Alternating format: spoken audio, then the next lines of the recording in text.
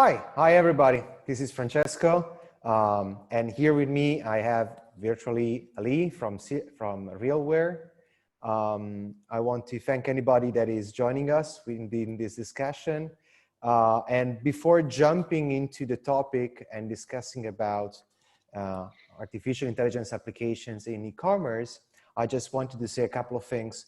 First of all, we received something like 50 or 70 subscriptions to this event, which is great. We weren't expecting such a crowd, so I'm proud of this. And I should thank especially Maurice from the Society of Artificial Intelligence of Hong Kong, who helped us publish this event in his group. Finally, I suggest anybody to look for our page, Realware page on LinkedIn or on other social media, because this is the first of other talks that we're going to have on the topic of digital transformation. And we're going to have a topic and a discussion per week. So if you want to make sure that you don't miss any of them, and I hope so, you better follow us somewhere. So let's start with some presentation. As said, my name is Francesco Impari. I'm an engineer. I'm a humble engineer in this case because I'm not an expert in artificial intelligence, but I'm very curious about the topic of digital transformation and how this is all affecting our world. And together with me today, I have Ali, who is the CEO of Realware, and he's got a great experience within the field of e-commerce and digital transformation. Would you like to introduce yourself, Ali? Sure, Francesco. Thanks for the introduction, and thank you everybody who's joining us today for this inaugural technical discussion, or as we like to say, outcomes focused. We'll be talking about technology, but also about how that can affect business outcomes, which is ultimately the most important thing. My background has been an entrepreneur my whole career, and I am an engineer as well. Francesco kindly called me CEO. I tend to call myself CPO, which is a Chief Propeller Head. And really the objective of these meetings or these discussions is to give you guys the best possible short form answers that we can and see if they make sense for you. Sounds very cool. Okay, so we're gonna cover 4 topics. The first one, or 4 main applications, I would say. First one is artificial intelligence applications in product recommendation. The second one is dedicated to chatbots and virtual personal assistants. Then we're gonna talk about all the applications that are in the background. And finally, we're gonna talk about marketing and artificial intelligence. Now, let's start with the first one. And I want to keep a flow that should follow this kind of process. We should start with the need and then focusing on how to solve or how to meet that need. In the case of product recommendation, the need is that people do not have the patience to scroll for an entire website in order to look for their products or what they're looking for. And this is especially true if they are using a mobile phone. Now, what artificial intelligence is doing here is to try to put on the first place all the products that I'm looking for. Ali, what do you think about this?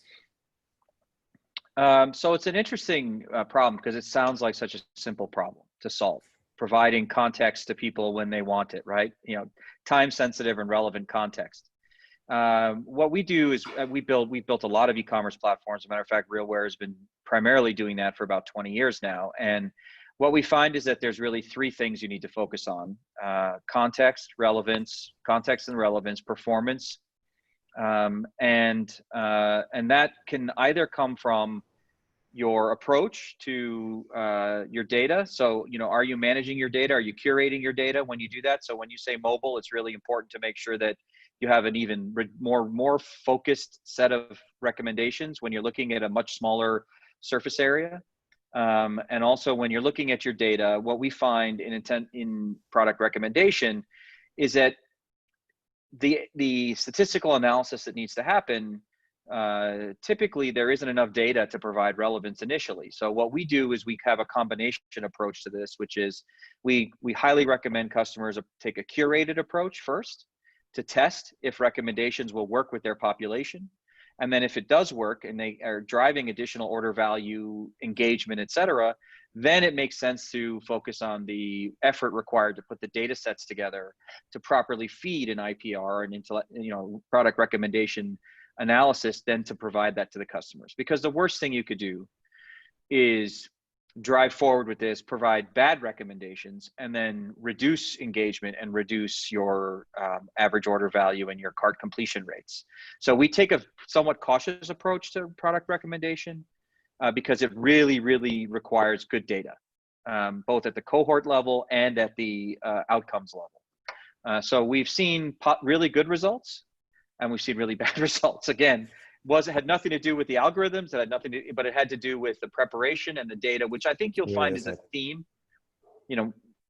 Machine learning, neural networks, statistical analysis, across the board. If you don't prepare for it, it's not magic.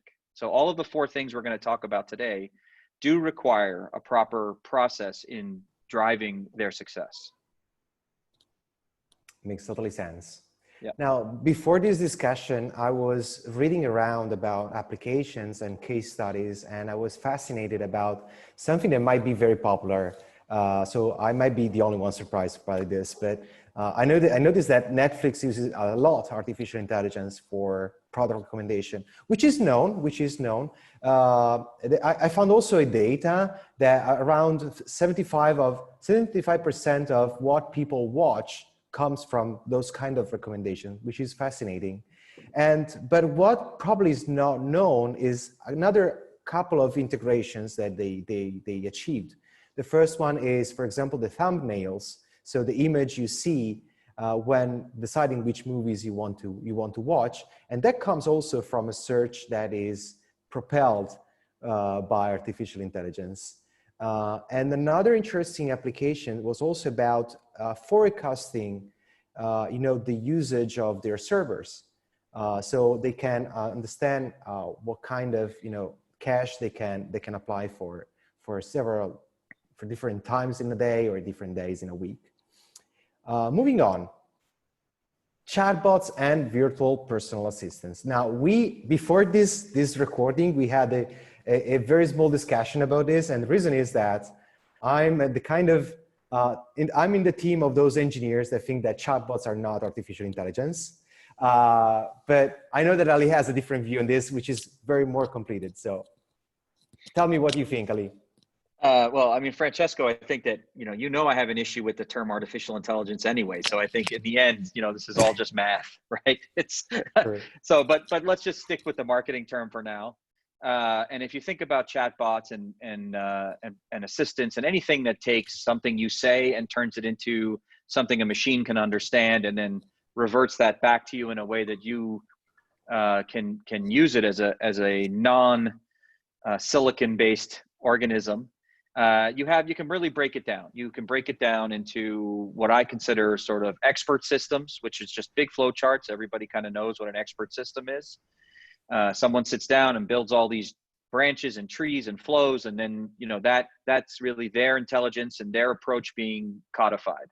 And then you have natural language processing, which takes what someone just says in the course of a conversation and converts that into tokens, and then makes it something that you can then turn into a query, let's say, for lack of a better term, into a data set. So make it machine understandable.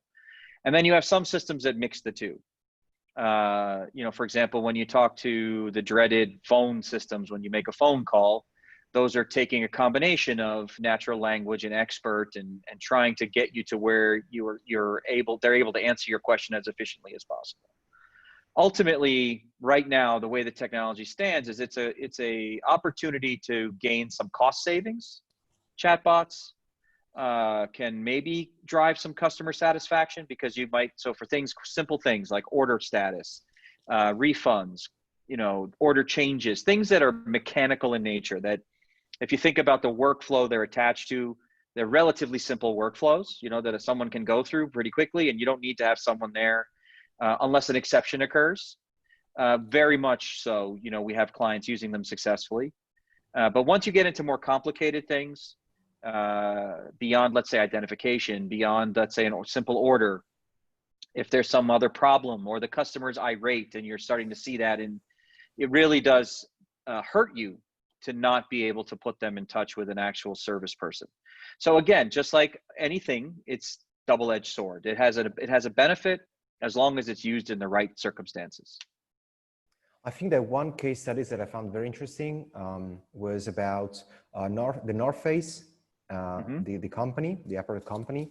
And I found this article on the Harvard Business Review, and they were talking about the way they're using their virtual personal assistant. So something more developed than a simple chatbot. And they're using a platform that is called Configure ID. So based on a couple of questions about what are you gonna do and where are you gonna, I don't know, what are you gonna do? What kind of challenge or maybe a hike, or where are you going to have this hike in the future? Then they will suggest you a branch of of things that you might be interested in. And this is opposed to you just scrolling all the websites, searching for the specific topics and items you want to buy. And that actually really influenced their business, because they had a problem. They had a problem with abandoned carts. So people, they were just looking for the products, they were just filling the cart, and at some point they said, okay, enough, I can't do that. I probably need to go to the store, for example, physically. And they also measured how they reduced this problem in the order of magnitude of 70%, 70, which is great. I mean, I wasn't expecting this service, this virtual personal assistant, to be so effective right now with technology we have. The third point is about, all the effect of artificial intelligence in the back end. So not in the customer facing, if you wish, applications. For example, I can again recall back an example from Netflix. I mentioned that they're using the data to understand the usage they expect from their servers. So this is an application of, trying to understand from the data what kind of capacity you will need in the future. I think this is also very true for the logistics industry. So whenever they look for peaks and buying some items, that might be smart for them to understand, to forecast their effort. What do you think about that? Yeah, so I think that, again, because it's all modeling based, forecasting peaks is less likely, but forecasting more efficient operations and finding opportunities for operating in a more efficient fashion to address business flows. So for example, if you're talking about logistics, you're talking about package delivery on time, correct picking, placement, efficiency, move, least number of moves, things like that within a physical operation. Absolutely, we use it all the time. It's used almost in every single one of the implementations we have to make sure that that package or those items are delivered in as delightful a way as possible, both for the people within the warehouse, but also for the person who's receiving the package or the item, especially in today's world where everything is shifted from, physical presentation to, online presentation and delivery, right? So unfortunately, a lot of these models weren't built to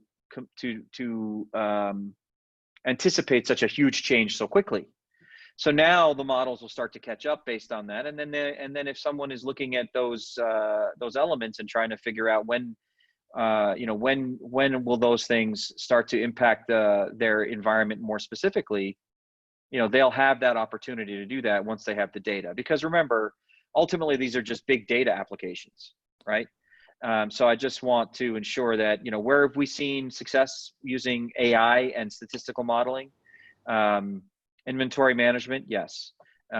Customer management in the back end, yes. So looking at customer behavior and seeing that a customer may not be a good customer, right? Analyzing behavior on returns and cancellations and things like that. And so you get a better idea of, what is your real revenue going to look like? Operational elements, productivity elements, all make sense within the AI frameworks that you can put to work. Again, once you have spent the time and the effort to analyze and put the data together in a fashion that makes sense for that. So data collecting is the first step, and it's very important in every application that we are touching right now. So yeah, I'm sorry, but I think the most important thing for all of this is to define your outcomes first, right? What are you trying to achieve? Whether they're objective or subjective, whether they're customer facing or internal, hopefully it's all aligned, right? You've managed your customer outcomes, you're aligned your internal outcomes and what you're trying to do to those customer outcomes. And then you're driving the data from there. Because once you start to understand what you're trying to achieve, then you can drive the data and the efforts around building those data sets to then use them to try to gain some advantage through the analysis of an AI statistical model. Makes totally sense. Yeah. The last point no, sorry, you were saying. No, sorry. No, that's fine. This is because it's a live event. So marketing and artificial intelligence, which is the last applications that we selected for these talks. Now, I have in mind 3 examples that I want to share with you, and I want your opinion over them. The first one is eBay, and their application is related to a search that is not more related to words, but is related to images. So somebody can put on their platform an image of something that is similar to what they want. Mm-hmm. And this search is regulated by this. This is the first application. The second one is Albert. A company has developed this tool, this platform that has the ability to develop a personalized marketing plan.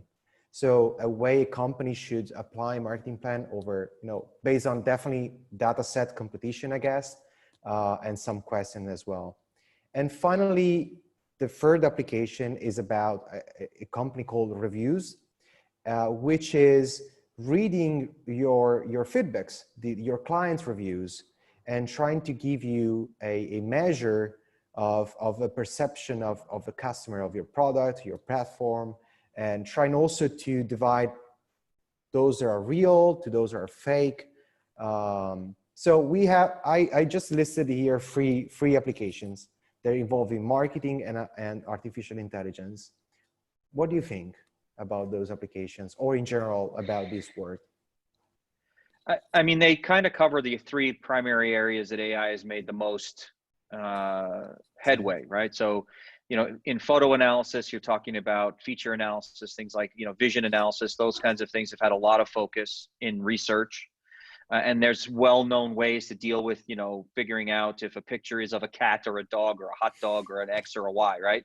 I mean, there's a lot of research in that area, and it makes sense because you wouldn't want someone to sit down and qualify or analyze thousands of images coming from N number of places to determine whether they're appropriate, number one, or second, whether they match or are of a certain categorization. So even think about that goes to, if you upload a picture on your phone, it does, facial recognition, right? It's looking at the photo and it's finding the faces. Yeah. And then, based on the statistical analysis of that data, it's then matching those faces together to give you all of your friends' names. And, Facebook does it. All of them are doing that. Albert is doing something a little bit different, which is taking multiple data sets and then doing additional analysis on those data sets, whether it's sentiment analysis or, feature analysis, maybe even capturing features automatically based on, what you're targeting or, what demographics you might be looking for, and then building a plan and then executing. And then Reviews is one of the oldest types of statistical analysis, and is language processing, right? You're reading the language that someone puts, again, natural language, reading it and trying to do sentiment. Is it positive or negative? The simplest type of AI or network is positive, negative, like Bayesian analysis, right? 1, 2, yes, no, yes, no, yes, no. We've all dealt with it. Spam filtering, for example. You could say that's AI, right? You analyze the content of the spam. So these things are just extensions of things that have been going on for a while. And it, you know, as they work and as you learn how to use the tools, again, they're tools, they hopefully will make you more productive and drive those outcomes that you're looking for. Amazing. Cool. So we ended the four applications that we were discussing today, and I collected some questions. So this was not prepared, so I might have some questions that, and we might not have the answer to this, but okay. First one is this one. This is a general. We should have some answers, at least our vision. That implies our vision about thoughts about artificial intelligence in e-commerce in the long term. So now we see those are real application in today's world. What will be in a year from now? What do you imagine? I think the most important thing, as any technology goes through the adoption cycles, we're still in the first phases of AI and analytics at this level. So real-time analytics, let's say. I think that's what's the next 2 to 5 years will be democratizing the technology, making it more point and click. So if you think about something like as simple as Excel, you know, Excel is starting to integrate AI into, or statistical analysis into its capabilities with a click. Microsoft Word now has the ability to do transcription. It's just a new feature they just came out with, so that you can upload a file and let it do the transcription for you, and then link it all together with everything else that you're doing. So in e-commerce specifically, the envelope is being pushed in all these areas that we've brought up, but they're still not point and click or drag and drop ready for Main Street, right? If you're a large organization with lots of people with lots of expertise, or you come to someone like us who has expertise doing this, then you can build a one-off implementation of something like this for you. My hope is that over time, this becomes easier and easier to implement, which is typically what happens with new technology, right? So that's what I think. And then combining, right? So making it easier. We're actually working on some technology right now to adapt the experience based on the cohort. So taking several of these approaches and then adapting the system based on the person who's using it, whether that's a machine to machine or human to machine interface. So these are some of the things that I see happening over the next, I would say, 2 to 5 years versus the next year. Makes sense. I agree with that. I agree with that vision. The next one is, okay, this is also a generic question. So I'm starting with easy questions. Which tools or resources would you recommend for somebody that is a beginner, somebody that is non-technical in this? Let's say that you are a manager from a medium or small company, and you hear all of these topics about, you know, artificial intelligence. Where to start? So I think I probably won't give you the answer you want, because in my opinion, it's not the right approach to just hear about some technology and then go try to figure out how to make it fit. It's the other way around, right? To me, you have to determine what are your business goals, right? Again, it's always going to start with me and Realware outcomes. We don't, but we're going to say why. Why do you need that? So if you're a business person and you're just interested as a hobby, let's put it that way, to understand more and more about how you can use AI, there's lots of places. Udemy has lots of courses. You can Google Python AI. There's so many ways to get started for free. You just need a computer, a keyboard and a mouse, and an internet connection. I would say go do some of the intro courses. Within an hour or 2 hours, you can have everything downloaded. You can download some data sets if you're interested in financial markets or something else, and you could just see how it works. But if you're serious about implementing it in your own business and going through the process of an expense, right? Because now you're going to go through not just the capital expense, but the human expense in doing in a new initiative. I feel like you really need to understand how it's going to map to driving your outcomes. And that's what we can, what someone like us can help you with. So find a partner who has experience implementing it and see if it makes sense for the problem you're trying to solve. Makes sense. Makes I know sense. not the answer you wanted, but I No, no, think it's no, the no, no, right no. answer. Actually, I think this is a perfect answer, honestly. I'm trying to put, the jacket of somebody that is watching this and trying to come up with Right. question. But also, I received this one that is very interesting. So, okay. So, how to understand, okay, this might be related to the last question. Okay, this one is, how to understand if I really need it? So sometimes it's, again, talk to your peers in your business, look at so there's an easy way to kind of do a gut check. Will a chatbot help me? Will a marketing AI help me? First of all, do you have the expertise in-house? Again, is it something that's core to you, to your business and to your outcomes, or is it something that you're just trying to optimize, right? I mean, there's another part of this with robotics, robotic automation, doing things like automating workflows through, additional scripting and things like that.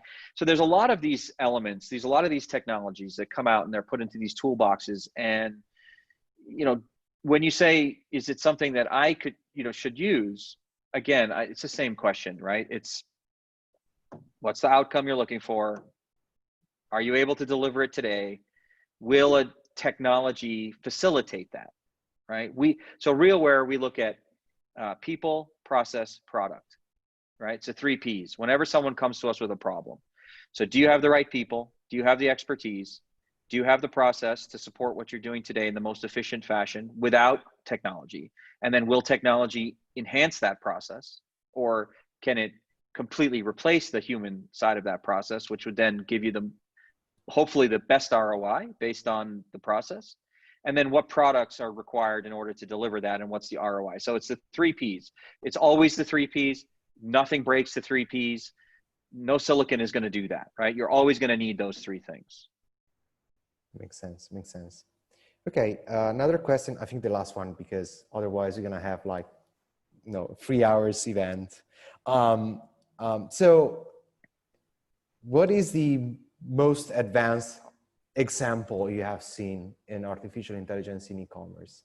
Something that really pushed the boundaries, in your opinion. It might be not something like something marketable, so something that you see it, you say, wow, that's an example. Sophia from Anson Robotics, which is a great mimic of a human being but it doesn't have so far an application in business, so it might not be that case. So I mean, I personally don't follow sort of popular events when it comes to technology. All these technology things are interesting from a research perspective, but again, our business is all about driving success for clients. So when I think about what's the most interesting use of technology, AI, or statistical models, we've had clients that have done some very interesting things around, for example, cohort analysis in information. So they're an information provider, and basically what we built is a statistical model which looked at their clients and said, based on who the clients are and their behavior within the platform and the way they search for the information, as well as the information they consume and interact with, here's what we should be showing these cohorts. And they drove up their engagement by 200% more engagement. Their dollars per engagement were also driven up by 1,000%, because people were not searching through tens of thousands of things to get to the information they needed to purchase for that element. And then we had this on the same bent, we had the same kind of thing with recoloring, as simple as recoloring, using a recoloring algorithm to be able to show customers something they wanted to buy in the colors that they had without generating all the overhead that those images. So imagine somebody like a ready-to-wear apparel. If you have, 17 sizes and 20 colors, now think about how many different combinations you have that you have to put in front of someone in order for them to make a purchase. Using an algorithm to do that work saved them a ton of cost in doing that, and they were able to get new product out much faster by using the data from their manufacturing and then an algorithm that could then move it together and make a single image represent all of those things. So they're not as sexy, but I don't know if Sophia is sexy, honestly, Yeah. and it's just a little bit scary, honestly, to see somebody mimicking these facial expressions. But Right. I understand your point, and that's exactly what I was looking to discover here. So sometimes we are passionate as engineers about the technical side, but as business people, we have to deal mostly with return of investment. Absolutely. Of the application of and I love your point of view. Okay, I think that we're gone and we're good. Not gone, but good. Not yet. But I hope anybody who's watching this, you appreciate it. And I'm gonna share some articles and some links, so you feel free to get in touch with me or with Ali as well. The idea here is to talk freely about digital transformation and its impact over business in different industries. And I hope you enjoyed this conversation. Thank you, Lee, for this participation, and thank you anybody who's watching this. Thanks, everybody. Take care. Bye.